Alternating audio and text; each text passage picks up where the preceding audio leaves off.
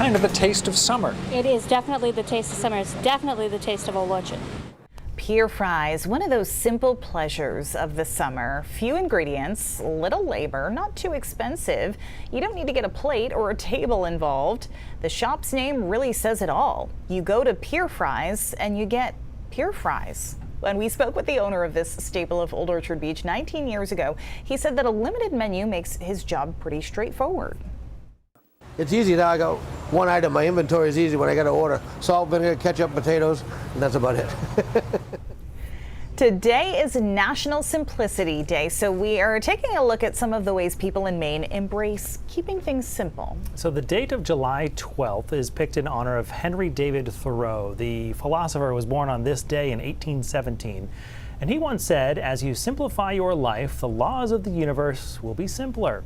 You can find that philosophy at work in the art of John Bisbee. He spent 30 years making sculptures out of only one thing, steel nails. And his mantra for years was, only nails, always different. And he was incredibly expressive with them, shaping them into geometric patterns or fashioning them into huge serpentine shapes. Barbara Ernst Prey is an artist of an entirely different stripe, but she also finds her inspiration in simplicity. In this case, it is the natural splendors of Maine, the peace, the light, the coastline. Her watercolors are displayed in collections all over the world, including the White House, many United States embassies, and the Smithsonian Museum. Now, the natural world is a common theme among those who seek the simple things. But it's a good reminder that simple doesn't always mean easy. Christy Holmes understands that. She is a registered Maine guide who focuses on encouraging women to explore the outdoors. Holmes grew up in Machias and really leaned into being an outdoors person after college when she hit the Appalachian Trail.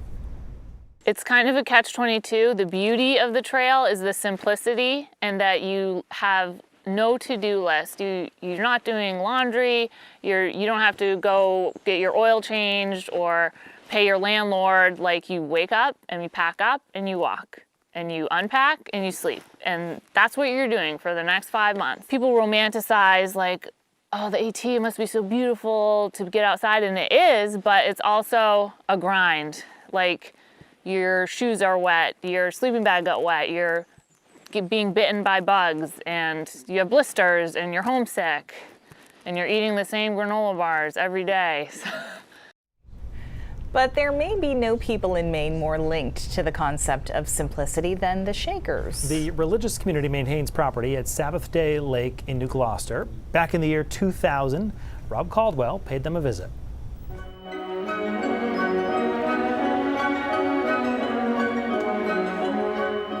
When most people think of the Shakers, if they think of them at all, there are just a few things that come to mind. Buildings and furniture, famous for their elegant simplicity. And maybe this composition, Aaron Copland's Appalachian Spring, which was based on a Shaker hymn written by Joseph Brackett of Maine. The Shaker faith is their foundation, and it has changed little in more than 200 years. Shakers cannot have any dependents. They must hand over all possessions to the community. They cannot marry, and they must remain celibate. They try to live as Jesus did. Will the community endure? For the Shakers, it's a matter of faith. We may not have the answer. I can't sit here, Rob, and tell you exactly how it's going to happen. But if God wants it to happen, then it's going to happen.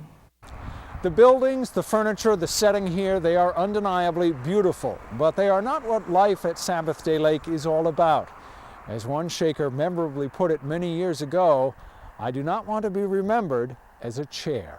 Probably the chair, the furniture will always be important to people, but I think the lives that are led here, the lives that have been led here for over 200 years, it's becoming of much more importance to people who come here. Chosen land is what the Shakers call this place. What you find here is not pessimism or resignation, but joy, hard work, and faith. Life at the Shaker Village at Sabbath Day Lake still moves to the rhythms of nature. Winter is a quiet time. But just this past weekend, the Shakers flew to Illinois, where they gave a concert singing Shaker hymns at the University of Chicago. Why do we do it? To let people know that we are alive and well, and also, I think, to honor the Shaker music, which is a great part of our heritage. The Shakers acknowledge that the world has made their hymn, Simple Gifts, famous, but they focus on the religious message in the lyrics, a message that is timeless. 'Tis the gift to be simple, 'tis the gift to be free, 'tis the gift to come down where we ought to be. And when we find ourselves in the place just right, 'twill be in the valley of love and delight.